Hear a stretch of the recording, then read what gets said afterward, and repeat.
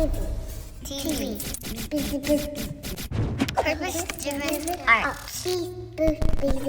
Okay. So, hi, I'm Daniel Quinones. This is MLoveizmTV, and I'm with. I'm Dr. Jamie Chan-Ortega. I'm the owner of Oasis Healing Arts.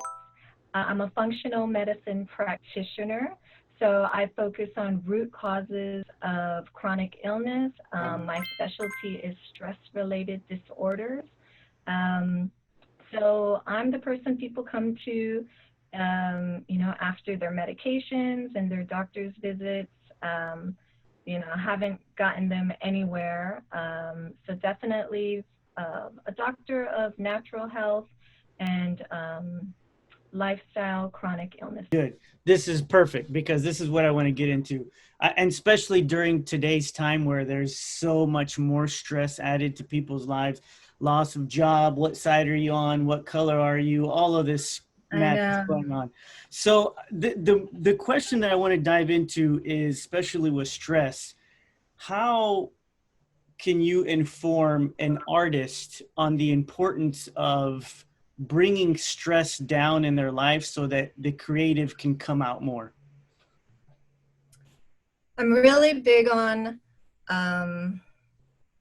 unplugging. We can't think that we're going to be well and healthy and creative if we're trying to keep up with the culture, if we're trying to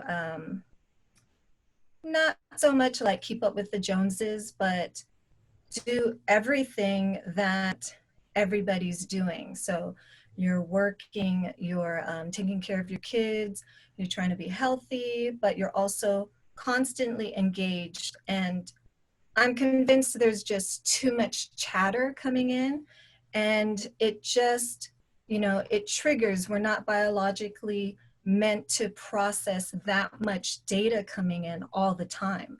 So it basically dumbs down your brain. You have neurochemical chaos, and you can't be creative. You're in fight or flight all the time. Wow. How in a very practical sense, what does that look like, especially for people in the younger generation where they were raised with a phone in hand and that's all they know? What is a practical way? If you were in a class, right, and they were all underage and they're all looking at their phone, what would you tell them in a practical way what to do when they got home so that they can like really focus on the craft and their art that they want to produce? Mm-hmm. It's this thing that you have to have boundaries with. You have to treat it like a drug, like alcohol, like sugar, that it will trigger those addictive patterns. It's, there's a lot of research on how it, a ding from a notification or a like or a heart on, one of your posts will trigger these dopamine receptors to, it will trigger dopamine, which is your body's chemical of like satisfaction, fulfillment, but you're getting it the wrong way, but it's still, it's a dopamine hit and it feels good very temporarily. So, we all experience it. We're just chilling. We have a rare moment of free time and we just grab it. It's very much ingrained in the culture. So to have discipline, you have to have boundaries. I suggest time frames, that it's very much about discipline. Like, for example, if you get home, you prioritize. There's a phrase, intention and transition. So say you're getting home, you pause, take a deep breath, and you set the intention. I'm going to be present with my children, or if you don't have children, I'm going to focus on my studies. And then the transition from the car into your home, you have that intention, and you're not just loose. You're not just in micro habits, non-conscious habits where you're just going to go on Instagram for the sake of going on Instagram or Facebook. And then it's always those black holes. Once you get on it, God knows where your time and your mind will go, and you have to guard your mind. and it's guarding your time and guarding your mind. So, time frames, also you don't check your email anytime all day. You have certain times you will check it. And also giving yourself permission to not have to respond to something or someone right away. You have those boundaries, but boundaries are so skewed now. Everything's all the time. That is the fundamental problem. So with that being said, if we have no boundaries in a sense, then what would you tell an individual that can justify the consumption of social media so they can get better or compare other people that they might be looking at, like for art's sake? Oh, well, I'm looking at Instagram because I want to become motivated, or I want to see other artists and all that. But then what we've saw is that when they look at Instagram, then they start to get depressed because they're not as good as the people that they're looking at. And then it's just this kind of, short circuiting, then they leave their phone and they're like, oh, well, I'm never going to become a good artist. You know what I mean? So I mean, it's good that you mentioned boundaries, but I'm sure that word doesn't even cross millions of young people's minds where there's absolutely no boundary. This is attached to them all the time.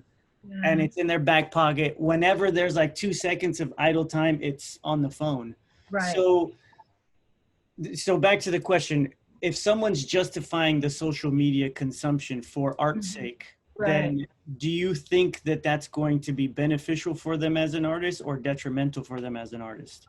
I have very strong opinions about this. I think overall it's detrimental. And, you just have to pause and, the artist or anybody, I'm a clinician and I can fall into those traps because I'm looking at celebrity physicians, people with thousands of followers, and I have to fight that comparison, that tendency to compare.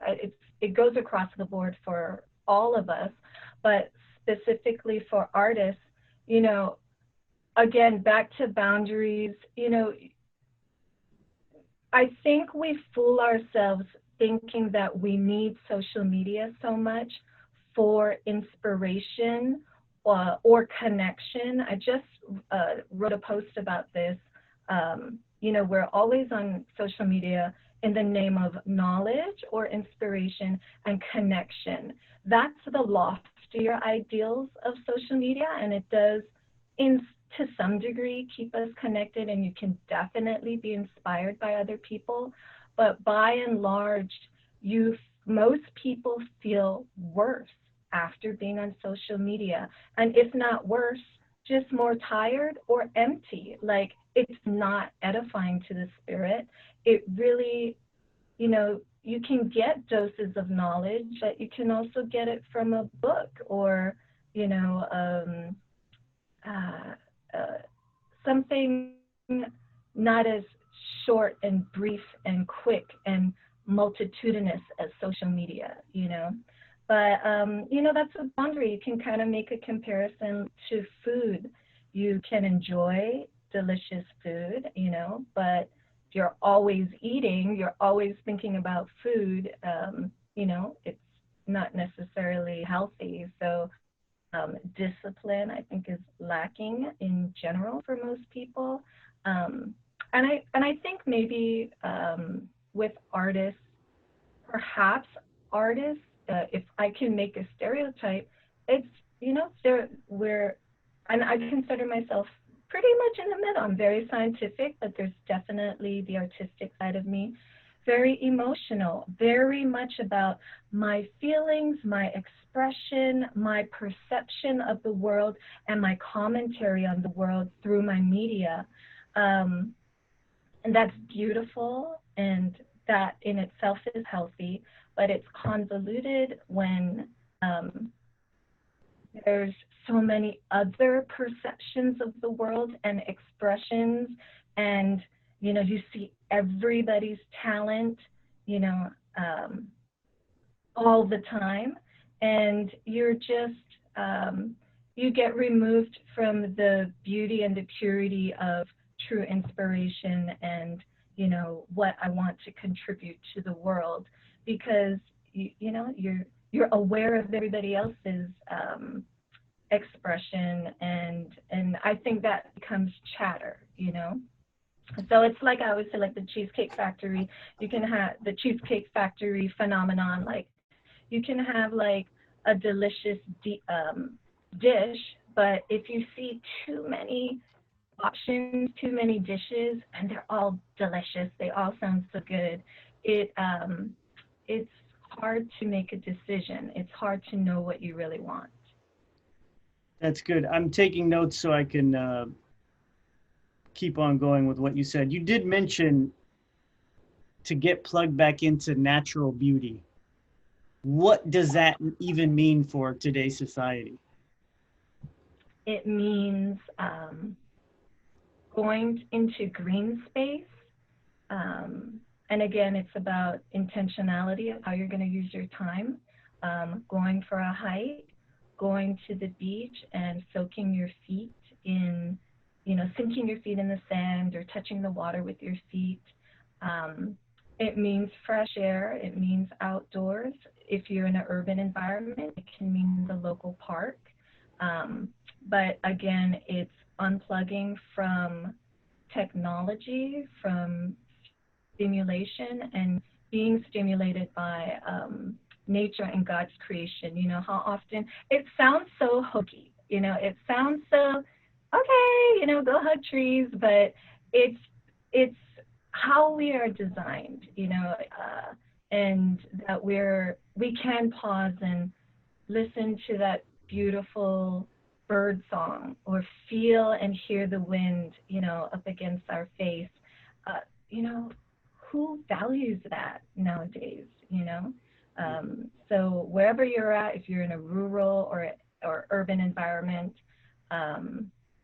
you have opportunities to do that. You know, there's always a park or the mountains. I mean, in California we have, oh, I thought I was going to say we, but you're not in California anymore. But yeah, you know, there's so many options, but people are just stuck. And oh my gosh, especially with the pandemic, you know, with the fear and then the mandates and, you know, what's right, what's wrong, what's high risk, what's safe, you know, what will other people think, you know, do I always stay home?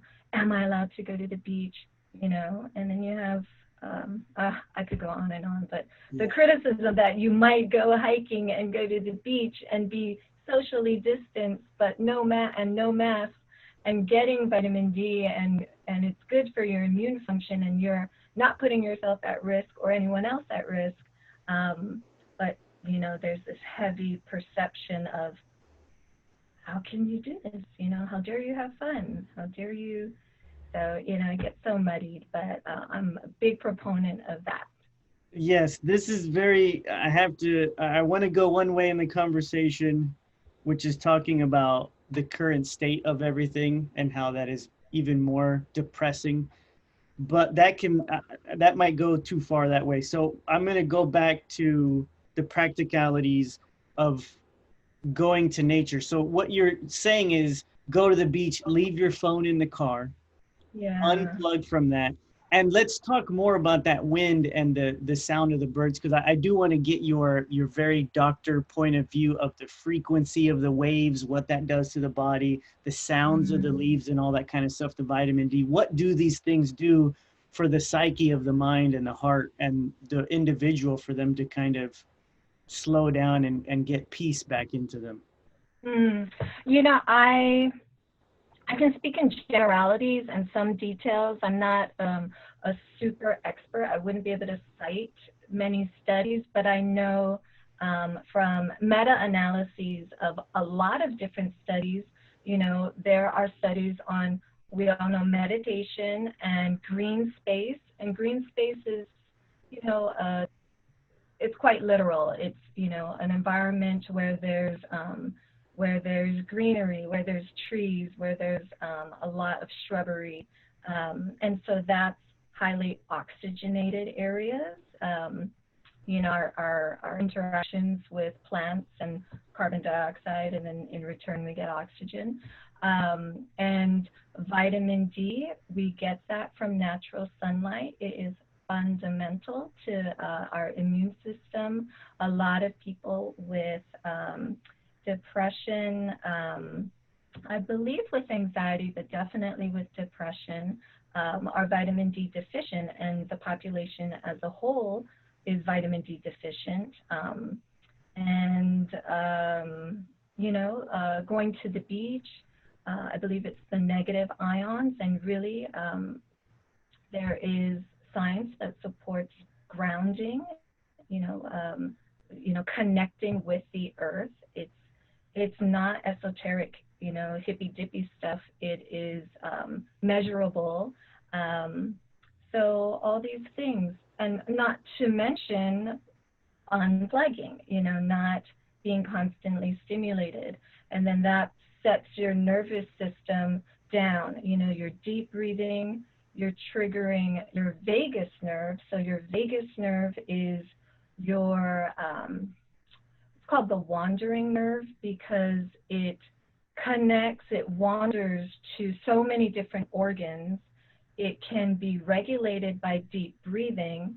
And then as you deep breathe, you stimulate the vagus nerve, which is calming on the body, and it optimizes digestion. Your stomach acid secretions are sufficient. Your digestive enzymes are sufficient.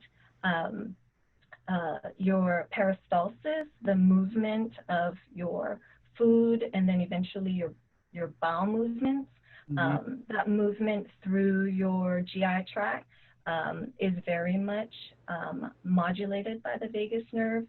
So, the way to access your vagus nerve is getting yourself in a parasympathetic state. So we have two states we're always in. We're always in one or the other. It's the sympathetic nervous state or parasympathetic nervous state. Sympathetic nervous state is fight or flight, and it's adrenaline. It's your stress hormone cortisol rising. Most of us are here all the time. It's fight or flight. You don't feel you're in a safe space. It's the perception of a threat, to your well-being, to your health.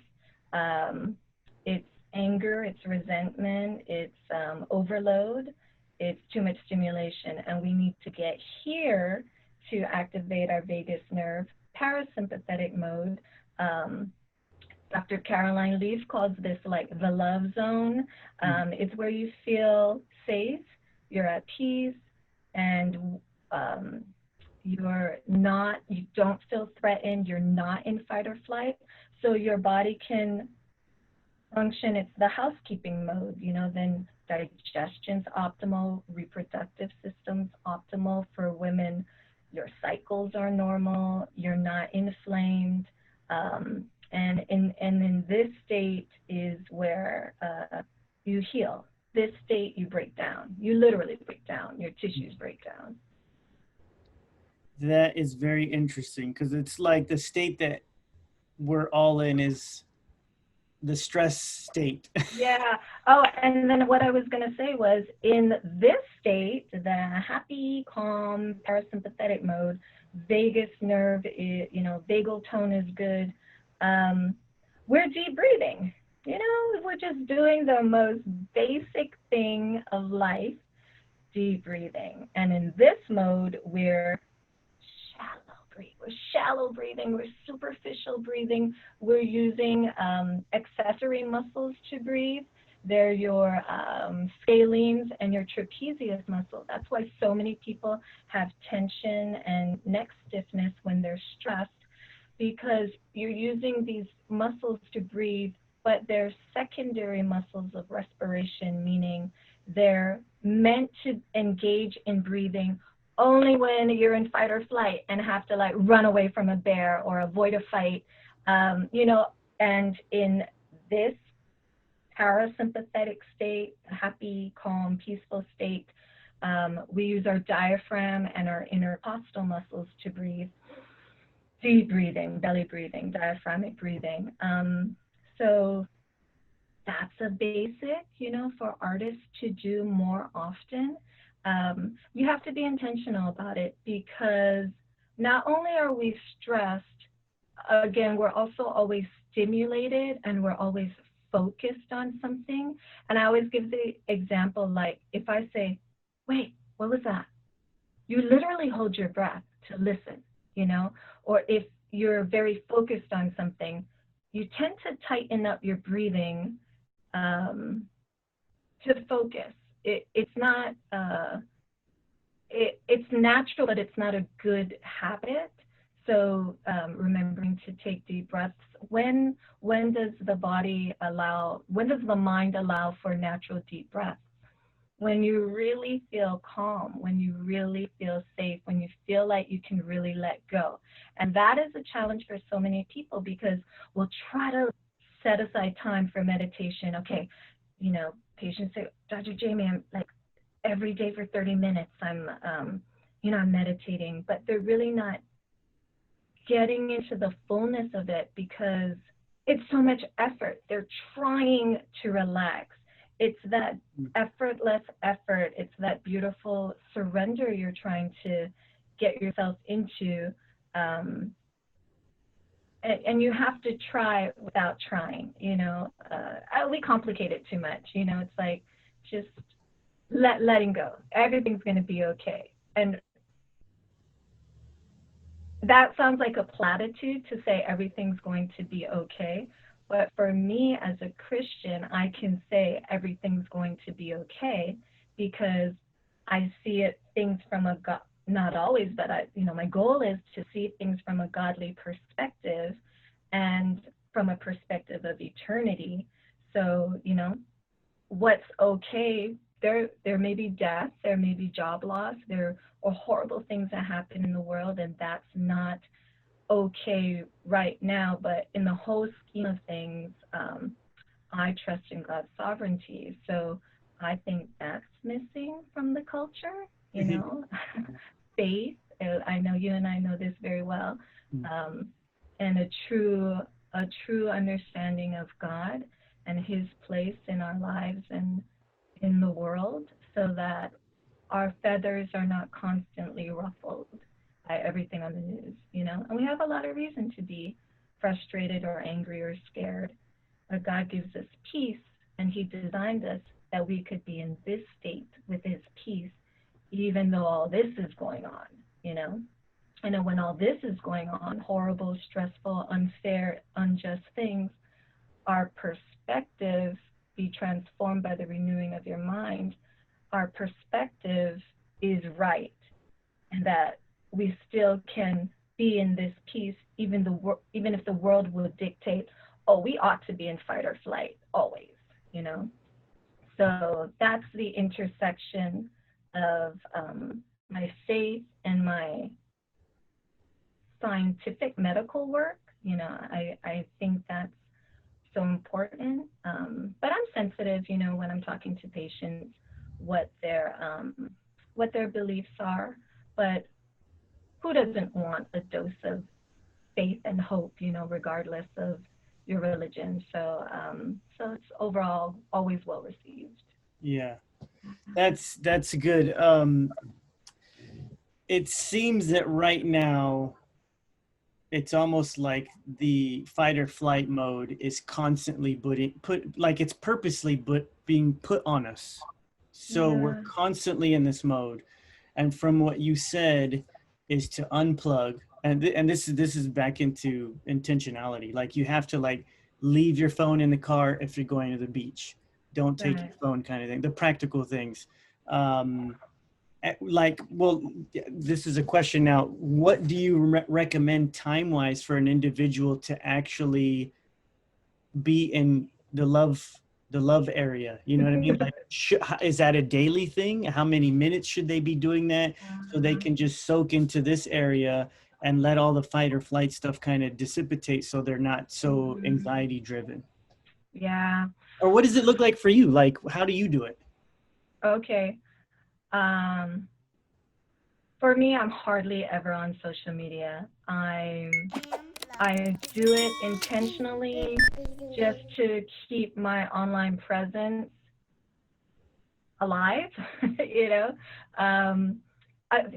Thankfully, I don't need social media too much. I was able to establish my business before social media was really revving. But my Yelp reviews matter, but I digress. But I'm intentional, as everybody can be, about not going on social media to see what's happening with the world, or you literally give yourself like 20 minutes a day. I think there are apps that are clocking how many minutes or how many times you pick up your phone to plug in, and it's a surprising amount of time that people spend, maybe 2 to 3 hours a day if you tallied up the minutes.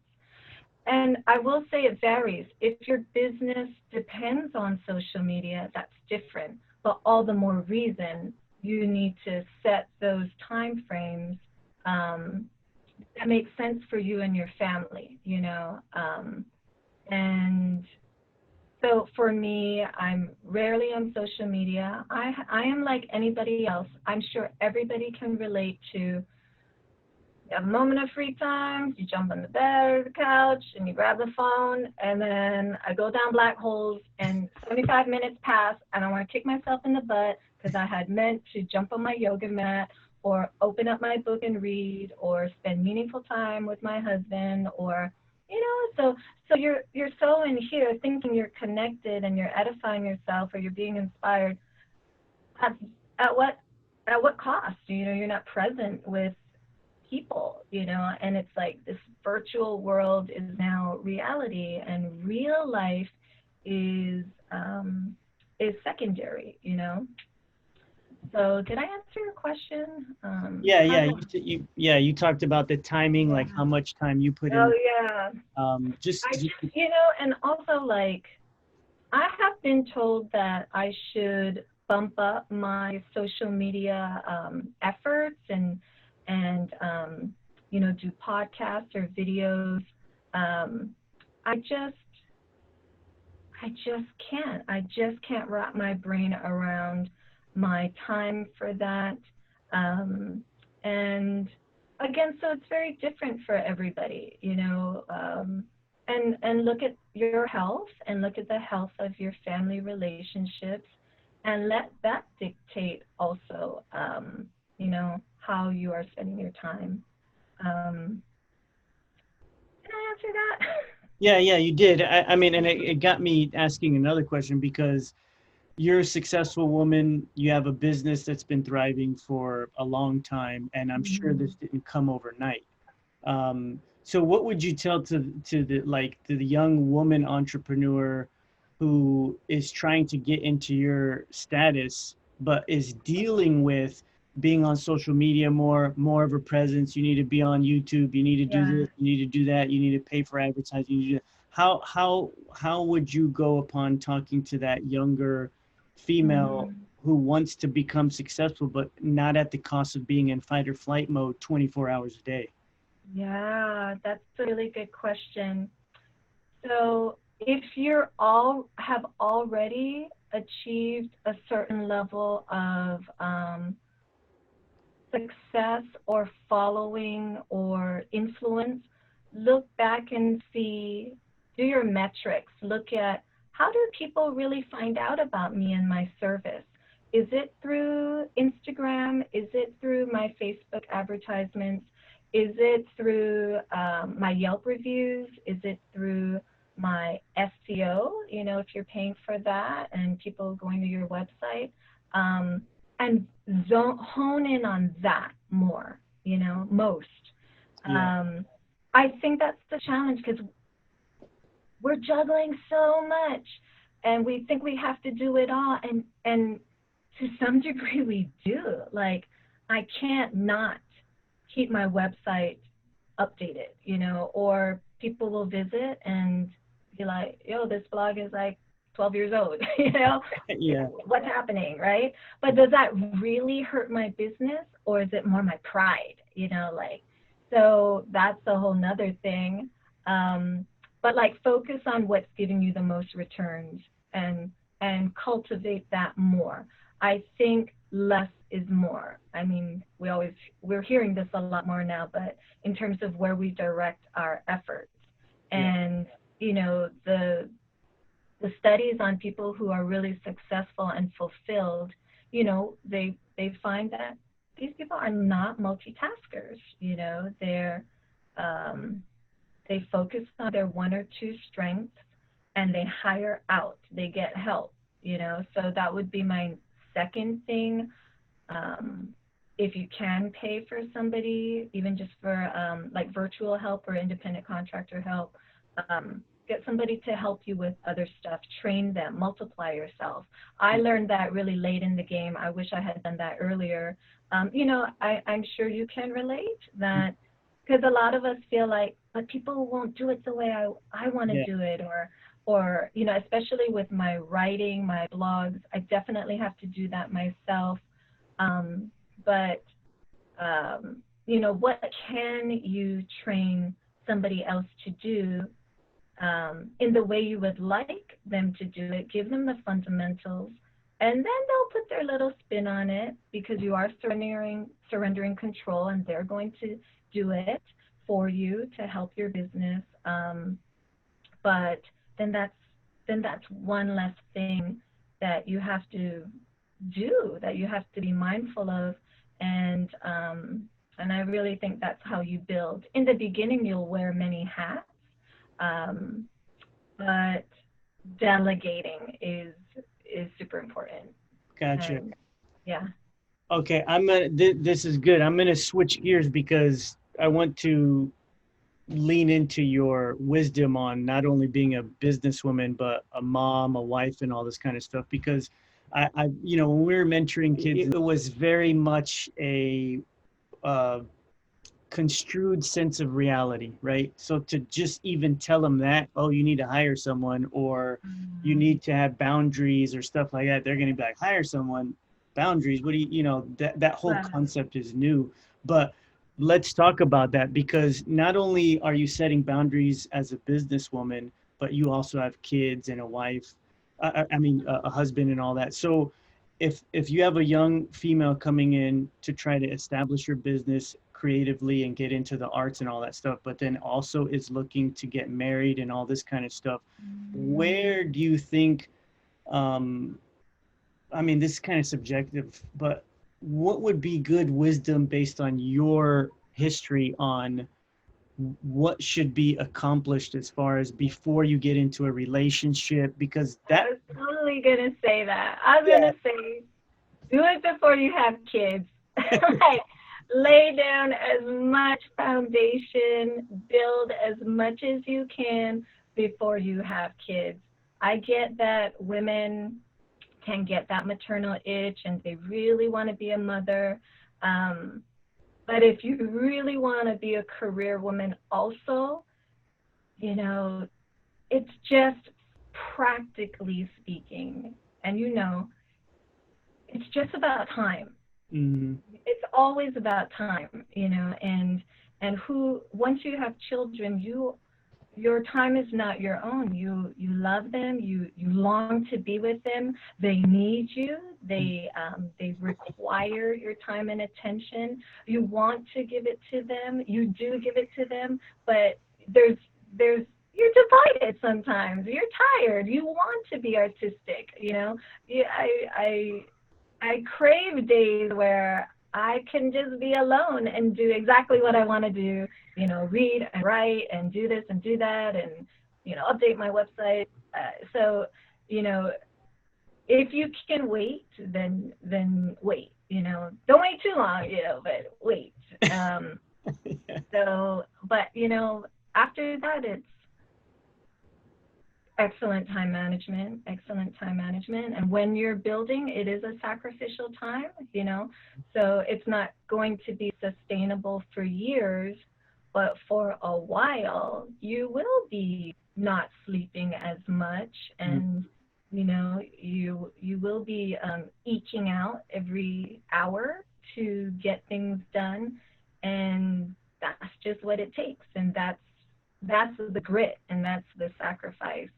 And then you build so that you have a more beautiful, balanced schedule. You know, when I started, I worked 6 days a week. I taught massage therapy. I was working at a chiropractor's office. I was building up my practice. But I had all the time in the world, you know, and I was young and bright-eyed and bushy-tailed, so I had crazy energy. But yeah. Once you have kids, it's more challenging. Yeah. Time, Yeah. time is, Yeah. yeah. Well, But what you're saying about like, you know, if we were talking to like, you know, really underprivileged, you know, people from very underprivileged environment, you know, who don't have the means to just hire somebody. mhm. I get that. And so that's why in the beginning it is kind of a sacrificial time because you're going to be doing everything on your own. But you have to have the vision. And I learned this from my husband, work with the end in mind. So right now you might be doing stuff, you know, you might be answering calls and doing your social media posts and then, you know, updating your website and then working with your designer and also, you know, for me, treating your patients or working with your clients or creating your product or whatever it is. And it's a lot, but you build until, you know, knowing that I will soon hire somebody. And it's always that leap of faith and leap of finance to be like, yo, I'm going to spend my money now paying this person, even though it feels like tight, but that person is going to be a help and to build you even more, and you know, just grow, get things done. Yeah, that's good. I want to talk about the hard work part. I think that we've come into an age where there's a lot of expecting things to happen overnight, you know, and like, okay, I want to be this at this level as an artist, and they think they can get there in a year, and after a year, they're like, oh, I'm getting nowhere. Um, What is that?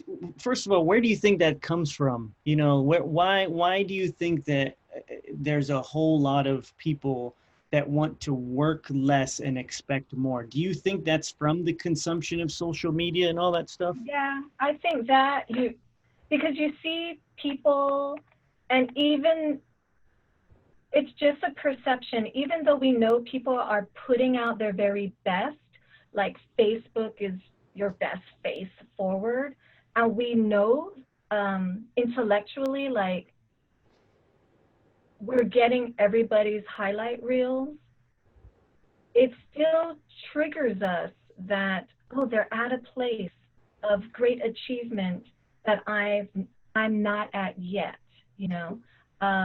And also we hear it a lot. There are books, you know, written on, you know, how, what is that, the 4 hour work week, and you know how you can, or you see people putting out teaching their online classes on how they made $1 million in just 6 months with their e-commerce store. And so it's inspiring and encouraging because these people often came from nothing and it had great success, so you feel like I can do it too. And but then also you're thinking it's going to be quick because they're saying it's going to be quick. And Mm. everything's quick nowadays, right? It's like, you know, just it should have been 2 days ago. I should get it tomorrow. It's uh, I think patience and the process are dying arts. Mm. They're lost virtues, you know. And so, you know, I always remember I a few years ago I had a little meeting with Pastor Ed of Zoe Christian Fellowship, and he was doing some life coaching for me at the time, just very briefly. And he while a very spiritual, wise man, he also came from you know, corporate America, so he understands business and the challenges of being a business person. So I was thinking he was going to give me some amazing, like, business, techniques to help me in my challenges at the time. Um, but, the most poignant thing he said to me was, Jamie, things take time. Hmm. Boom, that was it. It was just, right, all this angst, all this like hurry and rush and why not now and why isn't this going? Things take time. Just work on it. I mean, it's so simple, but it's and this is it. This is what I'm on now. Everything is about getting simpler, simplifying. Not really like what is that Marie Kondo, like the organization and simplifying thing. I mean, that's cute too, but really like just uncomplicate your life, peel away the layers, what really matters. We all end up at what really matters: our family, our health, our time with God, being present. Yet we're totally doing everything else that's not aligned with what we say we really value. So simplifying, I don't, I think this shutdown, a strange blessing is it slowed us down, and we can't go being busy and social as normally as we would have. I was getting laser tattoo removal treatments and laser hair removal treatments, and just like, oh, I don't need these things. It's just, I can't have these things now, and I'm happier almost not busying myself with these extras, so it's yeah, simplifying, That's good. yeah. That's So good.